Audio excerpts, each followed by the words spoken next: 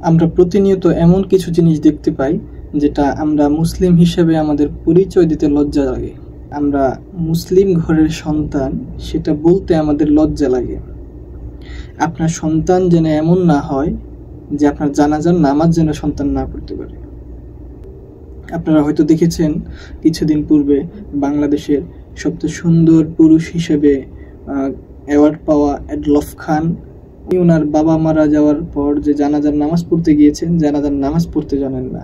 এটা একজন সন্তান হিসেবে তার জন্য সবচেয়ে দুঃখের বিষয়। আর মূল কারণ হলো তার মধ্যে ধর্মীয় জ্ঞান না থাকায়, ধর্মীয় শিক্ষা না থাকায় তিনি আসলে জানেন না জানাজার নামাজটা কিভাবে পড়তে হয়। এটার জন্য দায়ী আসলে তিনি নিজে না, এটার জন্য দায়ী হচ্ছে তার পরিবার, তার বাবা, তার মা। তার বাবা মা যদি তাকে ধর্মীয় শিক্ষায় শিক্ষিত করতে পারত।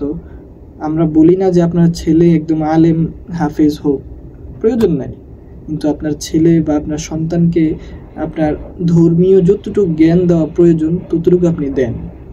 না হয় দেখা যাবে আপনার জানাজার নামাজ উনি পড়তে পারবে না।